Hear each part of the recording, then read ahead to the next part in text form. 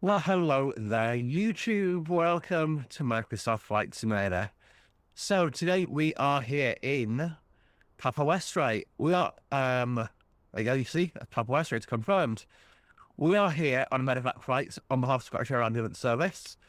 And effectively what's happened is someone's had a medical emergency, and we've been called in to evacuate them from Papa Westray down to Inverness. So I'm really going to walk around of the aircraft. Tires are great. Oh, hello. Where am I?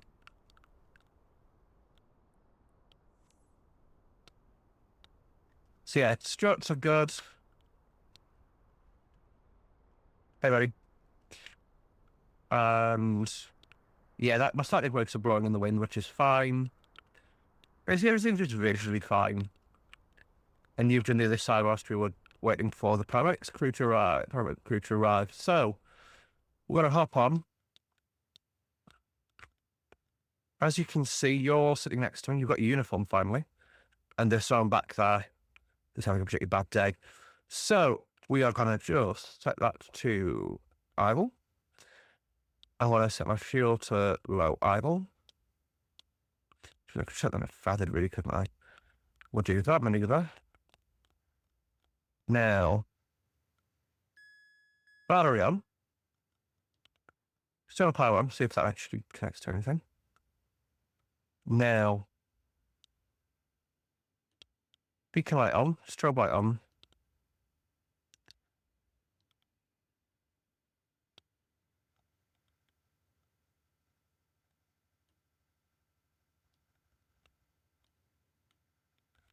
Because the start, well, you know what? Control easy.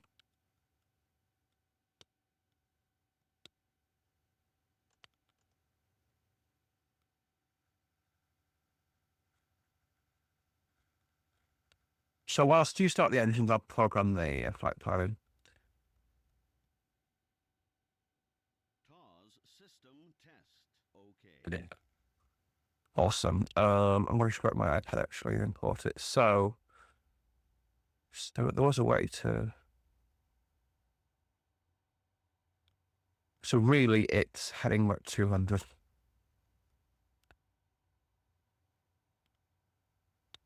Oh, there. No. So set your stake 2-1 for the departure, cruising altitude of 10,000 feet, fire with ATC and send it import it into the aircraft. Does that work? Nope. That's a shame. We're always clocking 7,000 today, which is frank and VFR flight rules. I think we will just do that. Right, we've got 2 good starts. Thank you.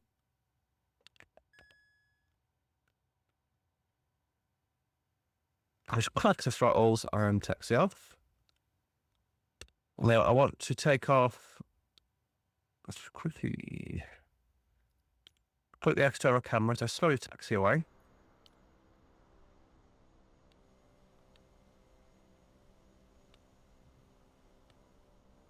This is a rather short runway here at Papa Westray, which is my point of concern. So I'm going to basically stand on the brakes, flex throttles.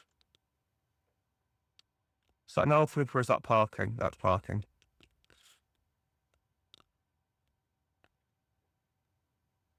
Now, so there is method to the madness here, guys. There is method to the madness.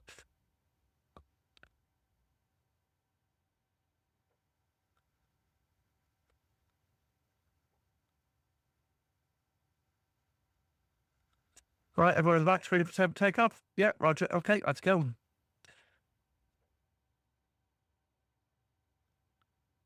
I want to get forward, dispatch between the nose, and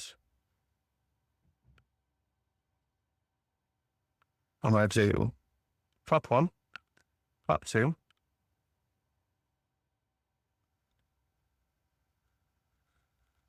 Oh, I'm so good at my job. Right, pathway to set. Flap.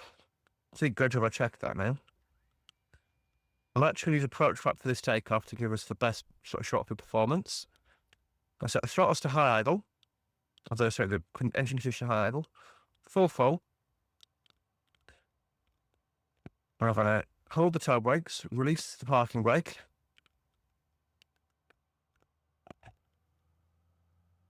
Full power. That's fine. Right, let's go. Oh, I'm landing lights. 60 knots. That's cross-checked.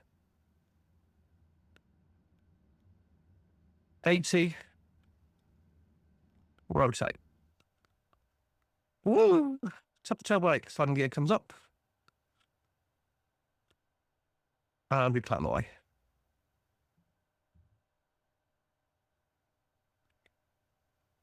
15 degrees nose up, and we'll go for 1,000 feet. I am going to quickly.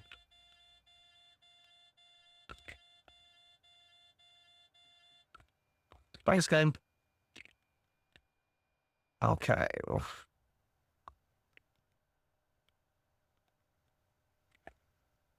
I immediately try to pull back a bit on my throttles. Toe brakes, they are tapping. We are tapping in maybe the right direction, actually.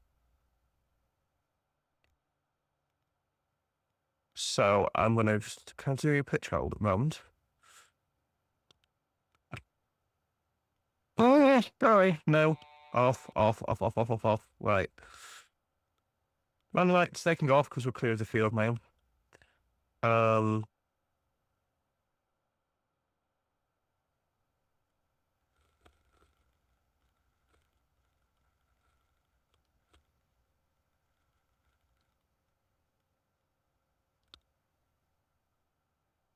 Get our anti-ice, there we go.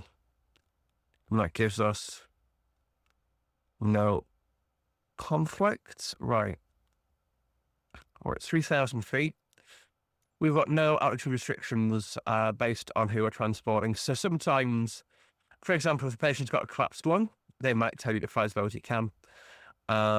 Because physics, basically, and medicals, like basically certain medical procedures, they want you to stay low. But we've not been told that by the pilots, so we're going to fly on basically the best altitude and speed.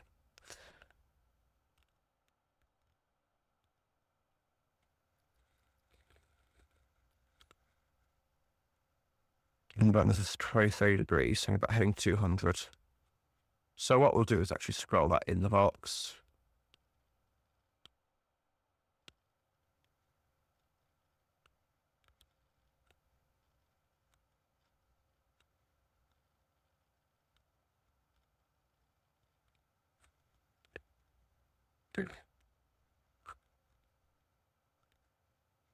Let's go past. We'll go 6,000 feet for the cruise.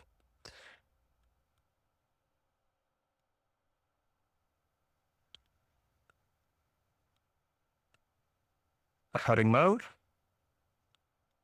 Yaw damper mode. Yaw damper on. And so yeah, fritz mode.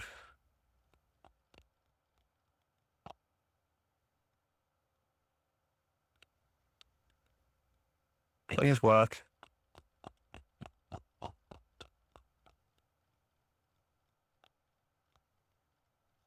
$1,000 to go. I might just fight that off myself at this rate, actually.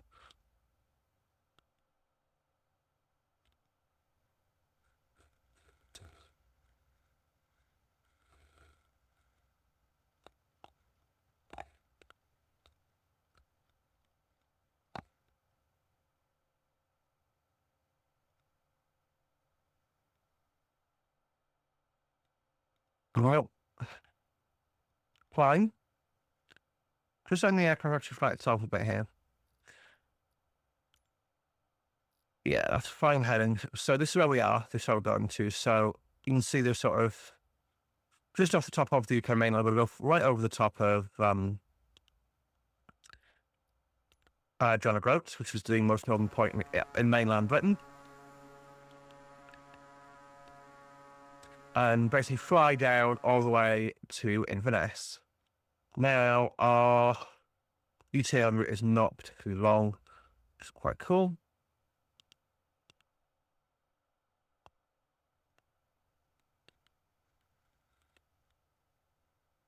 Honestly, convincing this thing to work is interesting. Right. The aircon's sorting itself out now, though. I am going to probably, because we're in out star mode, or out capture basically. So I'm going to pull the throttle off a bit. We'll go to throttle maybe 72, 73, that'll do. And then we pull that to about 81. There we go. That's about sort of, this is ballparking stuff at the moment, but yeah. So yeah, as you can see, so the reason we're doing this flight today is I was watching the Scottish ambulance documentary that we're doing, like where they're working for ambulance crews, and I've actually really liked the air ambulance aspect. Obviously, in England, all the air ambulances are run by charities, which is insane to me, by the way. So basically, if you want an air ambulance, you basically have to donate for one. And the NHS will sort of call them out, but like all the flights, all the crew, everything. Last week, the crew's provided by the NHS, but like the pilot and stuff is all provided by the charity, and aircraft and fuel and all the maintenance, and yeah, it's quite crazy. But I think it's really cool actually, that system that we can sustain that. However, in Scotland they also have fixed wing air ambulances. So for example, if you live on Papa Westray, and you need to go from a trauma centre, air is the only option. Now, looking at the moment at, let's go to display capture again. This is one of the actual Scottish Air Ambulance aircraft. And as you can see, today alone, which is 25th of Feb, it took off Aberdeen, took to Sunborough at, took off a 1:15 land at 1 in the morning, took someone from Sunborough to Aberdeen, landing at 3:30 in the morning, and then went to Benbecula at 29 this morning. Took someone from Benbecula to Inverness, went back out to Stornoway to go and get someone. So went up to Stornoway, down to Benbecula. I'm not sure what that would be. That might be like returning someone. So that's another thing as well. If you are well enough to be sent home, they will fly you sometimes, which is insane. Basically, if you need like an ambulance transport home, they will literally do it in an aircraft, which is like I said, just to me this is insane, but also on a level really cool. And I thought we could do this sort of flight today. I've also got something to talk about finally. So this is as close as I've been in terms of YouTube releases for a while. And what I mean by that, so I've literally just uploaded next week's Saturday video, and this next week's Sunday video.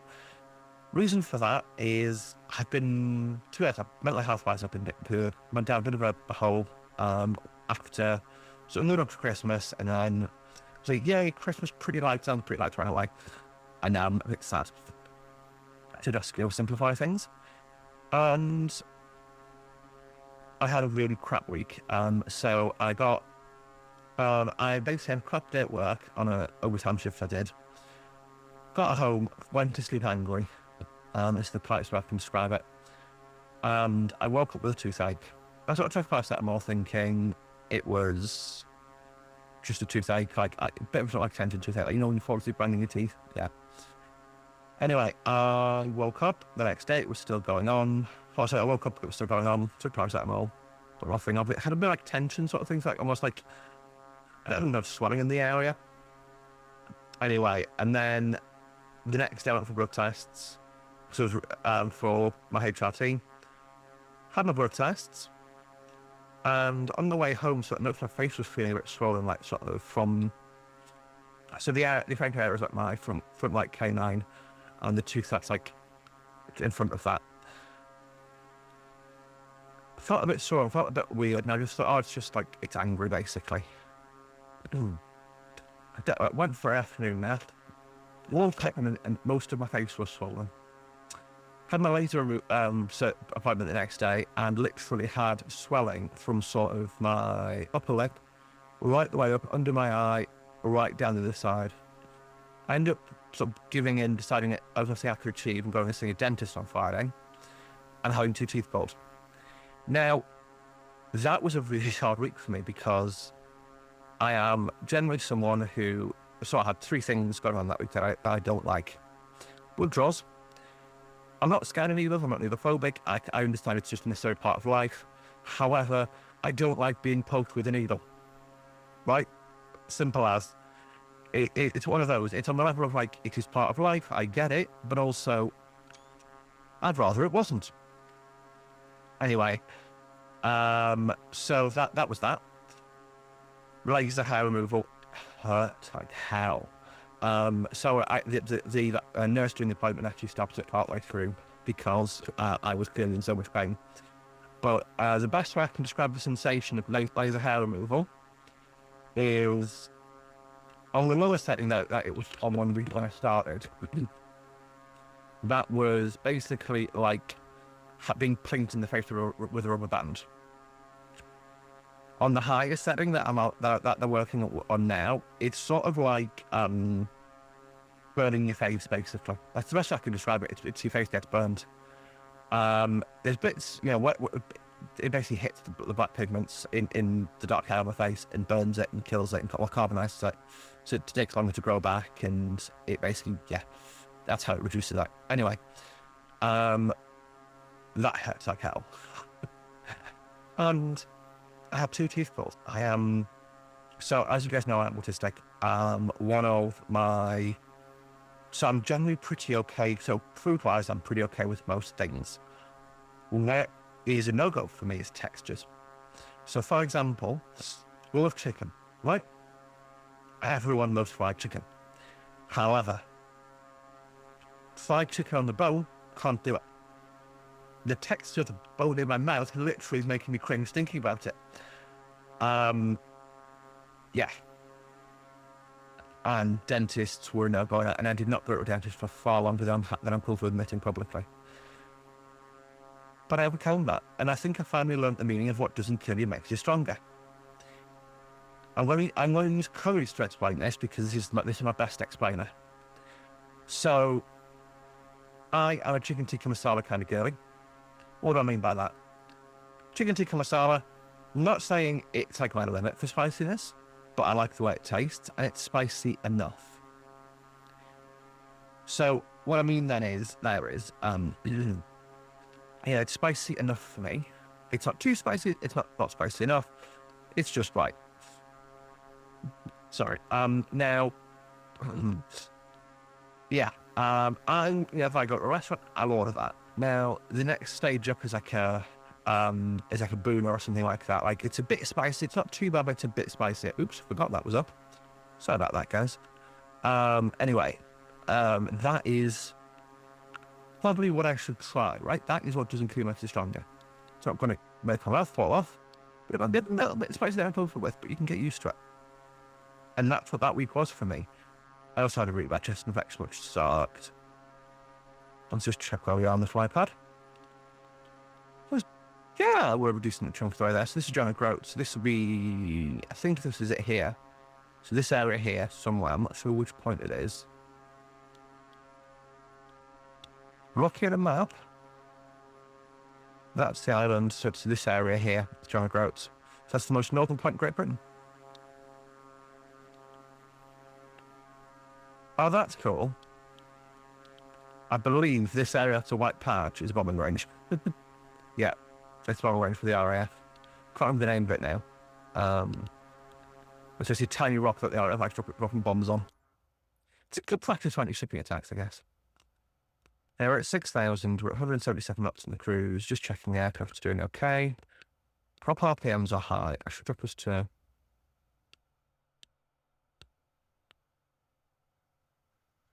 that does nothing to the RPMs. No. No, what the RPMs are is that, which is...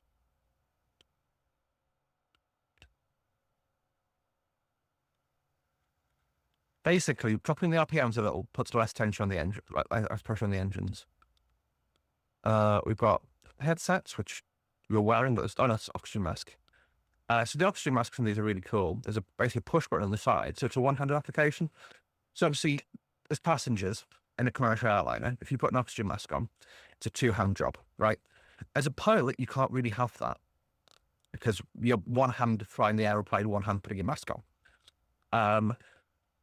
Now, with pilot oxygen masks, obviously pilot oxygen is taken from an oxygen tank rather than an oxygen generator. So what happens when you press two buttons on the side is this sort of banding around the side pressurizes and it creates a bigger gap. So it's like a sort of almost like a mask you can put on. And you put it on and it secures around the back of your head, and the mask sits on your face, then you let go, and it drops the air pressure out of the tube so it sort of sucks to your face. So it's a really effective way of getting it on one-handed. Yeah, that's how we would put oxygen masks on in an emergency. Oh, didn't realize this was down here. Let's quickly plug it in, eh? So that just plugs in the flight pan.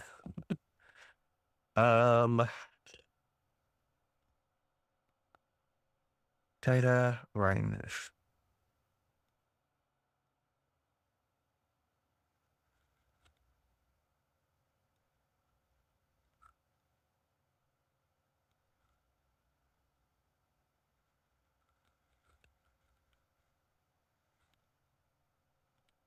So FMS1 will be what it wants, but it's just...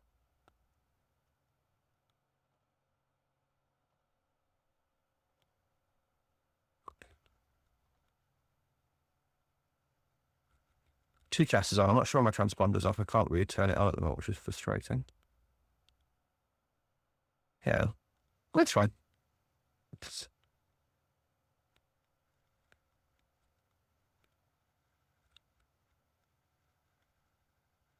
So yeah, that was basically my crap week that I wanted to talk about, because hopefully, you know, you can get something out of it, all that kind of nutty goodness. But yeah, I do like the King Air. So the King Air, it's not this version, it's a slightly different version of the King Air. Is an aircraft I actually had a flight in the when they were RF trainers, King Air 200. So it was one of the coolest experiences I've had actually as an aircraft. So it was basically, I was on the first group to go flying. So effectively it went in like merit order, and I've done some goodness with shouting at some people around me. Anyway, so it was a really bad, no, I'm combining cameras here, but I've got myself some shouting at people around me. See, so the RF King Airs we used for training, but they had seats back here instead of a litter. There we go, we should keep the doors closed. And they had the drummer seat. So we had trainee in my seat, instructor in the right seat, and they were doing upset recovery training under different conditions. So the trainee is an army guy who is wearing a hood. So basically all he can see, if you put your hands sort of cover your screen, so all you can really see is the instrument. So you can only see the part. So basically boxy vision outside. And the instructor would say, right, close your eyes, pitch up, roll the aircraft. Right, open your eyes, and the trainer would have to recover on instruments. It was really fun. And it was me and 4 cadets, I think. And then 2 of us were interested in actually going on the jump seat, because, which I don't know why you'd go flying if you weren't interested in actually like learning about flying, but hey. Anyway, so to me, this other cadet was quite keen. An NCO who is, I have his own ambition to scared of flying. And wants to be a drone pilot in the RAF. And a female NCO who I can't remember her name now, and she was sort of there effectively. Anyway, so first pun is I think me on the jump seat. No, our second pun, sorry, because it's recoveries. So first one was this car. Anyway, we go flying around. We're sort of sitting down the back and drawing the feet out the window. Pretty cool. Right, chop around. So he unplugs, goes down the back, sits down. I get out the seat. Well, we swap seats. I come to the front, sit down, put my headset on. We do some more things upsets. And part of it's like turns and stuff. Anyway, and this cadet who's scared of flying, one of the things we were told, don't worry, it'll be fine. It's fine. As long as you don't hear the airplane shouting, basically to be say, like recover re-instructions, like basically the GPWS shouting, it'll be fine. And the instructor goes, yeah, 75 degree back angle, please. So the trainee selects that. That's a 35. And then, so he selected he said, no, it's 25. Selected for the bank angle, goes to 45 degrees. And the airplane starts shouting, bank angle, bank angle. At this point, I look back to check on the cadet who's admittedly scared of flying. and it's actually turned green. Like, I've never seen a human being turn green. Like, I've seen someone turn, like, go pale, go blue, go red. This was like frog green. Like, it was crazy. And yeah, it was very funny. It was very, very funny. I start that little action in the background. Anyway, yeah, so I laughed. And then we recovered and did some precision approach radar, which is quite fun actually. So PAR, precision approach radar, is effectively iOS but verbal.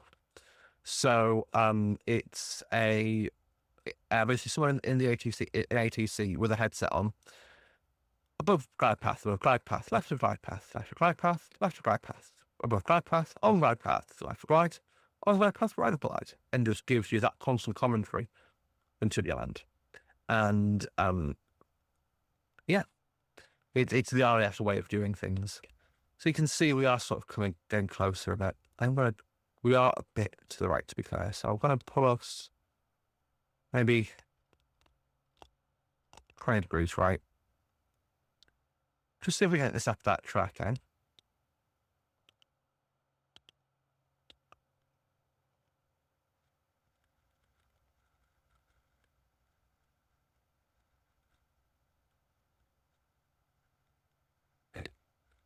But got hard bank mode on just because we'll say that, like, the medics down the back was like, can you be gentle, please? We're doing medical interventions. Potentially, obviously, it's an early morning flight, this. So potentially it's an old biddy on the island who's been found, woke up in the mornings while out of bed or whatever it needs to be, or like has a cardiac issue, had a cardiac issue overnight. We've been called in to fly to hospital for a higher level of care. 180 miles an hour, so we could go faster, probably. What is the cruise speed of a King Air C90? Let me check.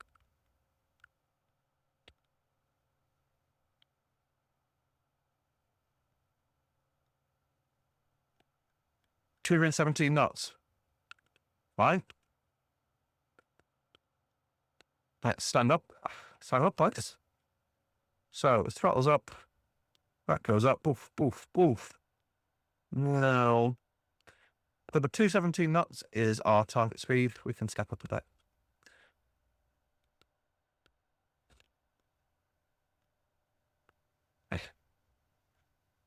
I love that. Also, the advertised takeoff distance is 5,200 feet, which is about twice the length as the road I just took off from at Papa Westray. So this information may not be the most accurate, but we'll see. Thing is, we are bombing along now. We are in full power. Everything's fully forward. The problem you have here is we've effectively got everything running at high. However, the ICT, the engine, basically engine temps, come to the words now, will be actually melting the engine within a few minutes if we continue to fly this fast. We'll see what happens though. It's because we're quite low. We'll say we were flying well for whatever reason. I don't know. But you can see the aircraft trimming itself, which is really handy for me.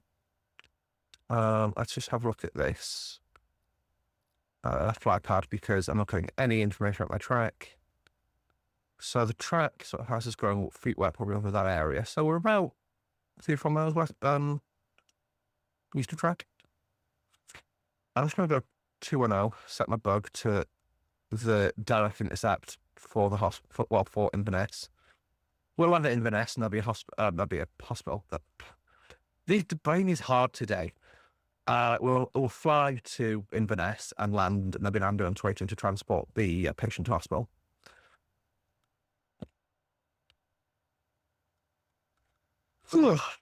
What I should do really is just do a jump cut and see guys as we get closer. This is very much the desolate north of Scotland. For whatever reason, my satellite scene wasn't loading because that is definitely FSX visuals right now. Okay, so we're back in the room. We had an engine fault. So, the aircraft has an engine fault. Let's have a look at the engine. So actually, both engines are indicating correct. Engine oil temps are good. Pressure's good. Fuel flow is symmetric. Basically, the engine responses are symmetric. So I can't tell which engine had the fault. What we're going to do, because we're running them both very hard, I'm just going to pull power off. Pull that to like 80% aside. So because obviously effective rate at this point want to land as soon as practical. Do we know what's going on here then?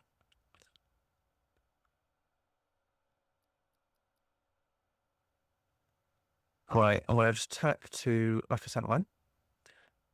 And we're just going to plug in our different iPad. So there's no other airfields really convenient for us to divert into. Let's quickly get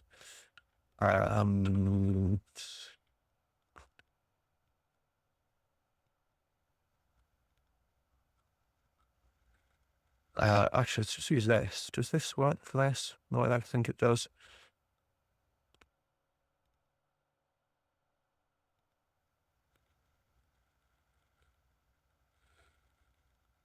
Nearest airports. There are none. It's Inverness.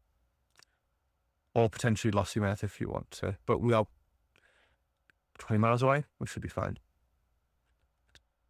Thing is, I pulled everything out the back a bit. And now that the I2T is dropping off, everything else is stable. And press is good. Fuel flow is symmetric. Everything is symmetric. So unless we've had a dual engine fault that we can't detect at the moment, we should be fine. I bet nothing over water, not going to lie, with unreliable engines, because we'd be going the drink here. Because we're not, that is our nearest landmass. And I'm not comfortable climbing into this cloud because, again, losing engine in cloud, no. That is not fun. Engine system mouth. Okay, what we're going to, I'm going to mention at the ice actually, because we are 1 degree and we are very close to some.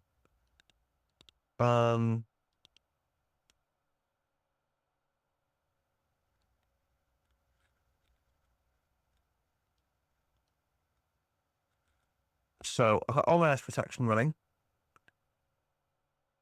Engine at the ice left and right. There we go. I mean, there's no visual signs of ice on the exterior, but we can run that just to be safe. We've got good fuel quantities, just checking that. I don't know what it's saying is wrong. Stop trying to auto feather me though. That is really annoying. 34% aside. We'll see. I'll keep cruising. From mostly scientific cruising. Yeah, there's no indications on there other than obviously the warning for engines, warning for that, which is standard. I'm really, you know what, because it's really frustrating. Yeah, we're at 65k to go according to that, and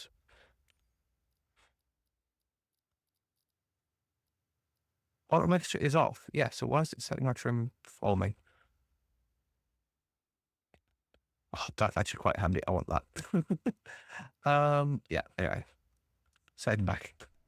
So yeah, 65k according to the thing of it until we get back to the field. I've got no idea what the airplane is saying could be wrong at this point. Because we're... So what we'll do... I was at this point, Scottish Centre, good afternoon, good morning. Golf, Bravo, Lima, Pan. I've got indications around like request priority at Inverness. So that's all we need at this point. We've told them we've got a problem. Yeah, because we've got good load. Generator left. So generators left and right are the same.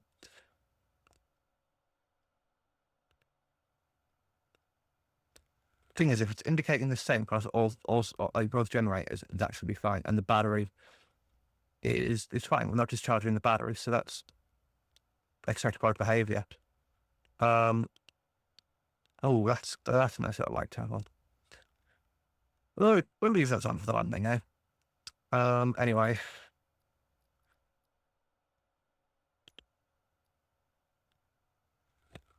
I'm going to track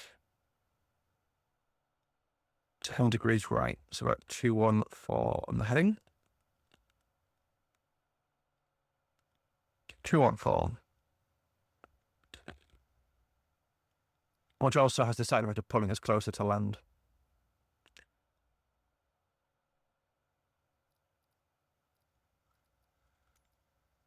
Yeah, that is a good heading. That'll drop us right onto the final for 2-3. While we're not messing about, straight in approach landing. So yeah, obviously for those of you who are not in the know, a pan is basically calling in an emergency, but it's like one level below Mayday. So Mayday is if you save us, we're gonna die.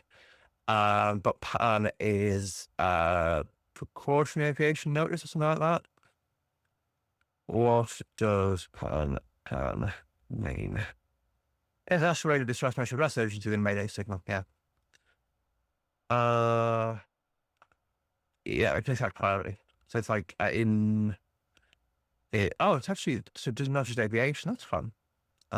It's a state of urgency. This is distinct from a Mayday call, distress signal, which means there is imminent danger of life, or to the continued viability of the vessel itself. Radioing pan informs potential rescuers, including emergency services of the craft in the area that urgent problem exists. Whereas Mayday calls on them to drop all other activities and immediately begin a rescue.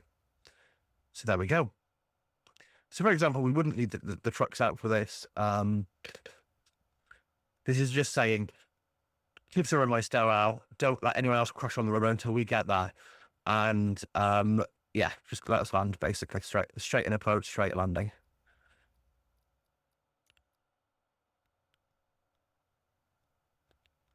So if we do use both engines, we're going hard right, and probably that field there at the moment. Like straight over the that looks like a rocky shore, which is not helpful. But yeah, straight into that field. And then, call an ambulance.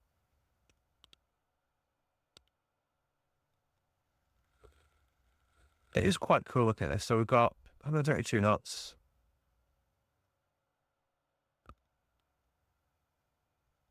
Can't enlarge this, which is frustrating. Wish I could, because it's difficult for me to read. It's hard for me to read. It's hard for you to read. There we go. Better. So we are correct altitude. Assuming no, it's standard pressure, that's fine. So we can ignore that flashing. We can do landscape. I mean, portrait's definitely better for.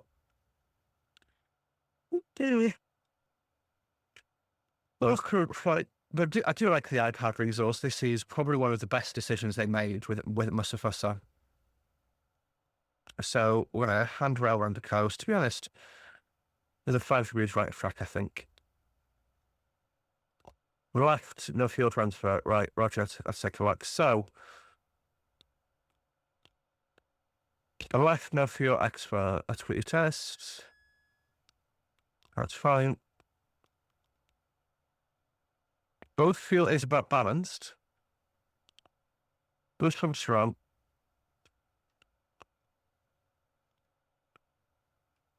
The boost comes to running. Crossfeed valve set to auto. Everything's set to auto on the aircraft. I'm going to disregard that. Obviously, we know we've got an engine issue developing, but we know there's fuel on the left-hand side. The engine's still spinning, still giving us torque. I think we'll be fine. Tell the aerodrome in sight. Try to center Golf Bravo Lima, Pan, visual Inverness. Roger, over to Inverness Tower. Goodbye. So we're street Inverness Tower. Good morning, Inverness Tower. Golf Whiskey Bravo Lima, King C90 with Pan, air ambulance flight, requesting immediate straight approach. Roger, good land. There you go. All right, folks, strap in. We're going to be landing in 2 minutes. Maybe a bit more than that. And the clouds got in the way of the air. That was wonderful. So I'm going to take the autopilot off. Emily has control. So the aircraft's now trimmed for 166 knots. So I think it's every time I move the engine, it just has an issue. Or says it has an issue. I can't tell what this problem is. Other than left no fuel transfer, which I'm not sure, my analytical brain tells me that's a fuel pump issue, which not great, but there's fuel flowing to the engine and we're in a terminal phase of flight. Doesn't need to be dealt with immediately. Whereas if it was like low, like oil is fine. So looking down on the right hand side there, if you look to the right of the engine indications, you've got oil temp and oil pressure. Those are the same. Now, what I'd be concerned about is if oil temperature suddenly spiked or the oil pressure suddenly dropped. So what that would mean is oil temp basically spikes as the engine's about to run dry. So at that point, we'll shut the engine down.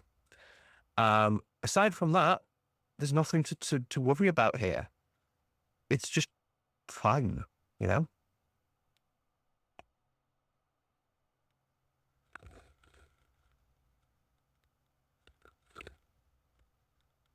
I know a bit high on the approach, but it's fine.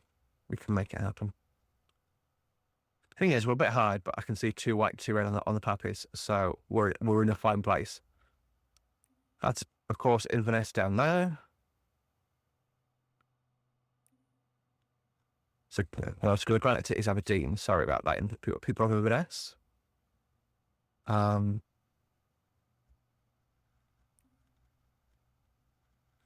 Every time I touch the throttle, I'm monitoring that engine up, hawkeyeing it almost, and it's fine. Like, what we'll do, so those are fully forward now at the 100% position because we're on approach. Everything's full forward. The gears obviously, the throttle switching, apologies for that. And we're actually doing our landing. Getting a bit of windiness, which is 25 wind, not wind from the right, so I'm going to crab it in.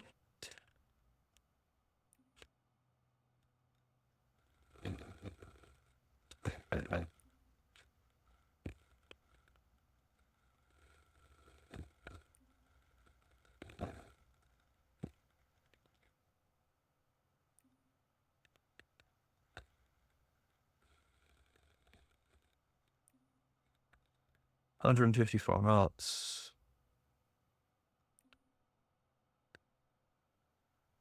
I'm just trying to take full power just to prove a point here. I think I've got reduced power from the engine.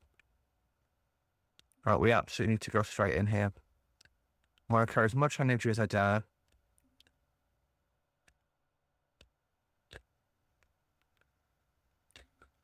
Maybe I don't. I think what we'll do, we're 170 knots, I'm going to kick the gear out. Gear's travelling. 25 knot wind coming in from the right. It's mainly a headwind component, so we'll be fine. But I'm going to land at about 130 knots, so I'm going to land quite fast today. Apologies that you're not getting the lovely, luscious MSFS satellite scenery at the moment. I did clear my cache because I was having some issues with MSFS I thought I could fix, and I can't. There we go, and that now immediately upsets the trim of the aircraft, which is fun. I'll go full flap, and probably no slower, like I said, about 130. 140 I'm fine with for a landing.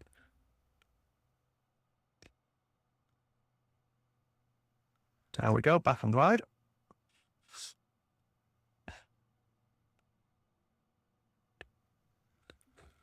That's 130 knots right there.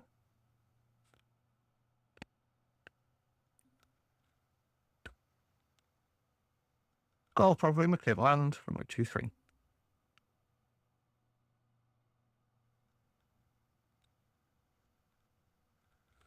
So geared, we are thingy, yep, we are good. 120 knots. Bit slow, power, power, power. And put the nose down because we're ballooning a bit. It's because I've not bothered to retrim the aircraft since I've put flap out, is what's causing the issue there. The wind's calmed down now, it's only 13 knots, so yeah, 130 knots will be absolutely fine.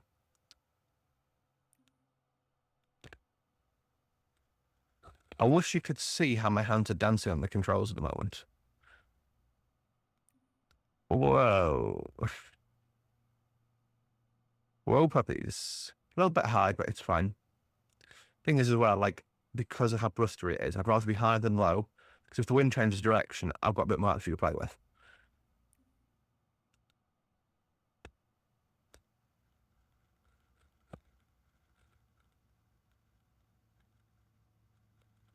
Yeah, it's 13 knots straight down the runway there. Just down.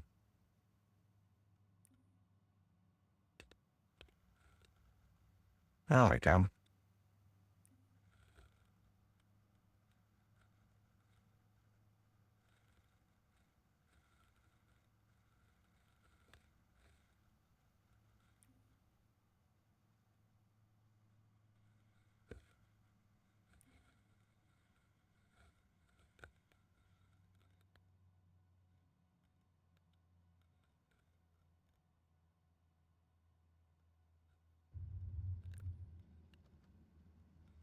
Not gonna lie, half a second there I was worried because it felt like, whoa, stay down.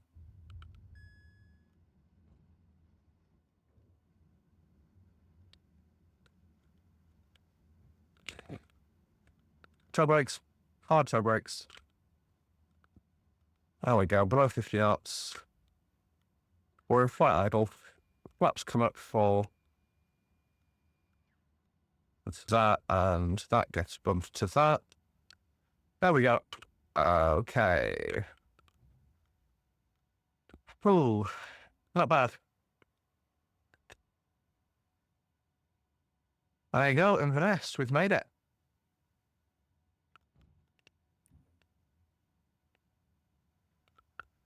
Let's know what the actual aircraft fault was.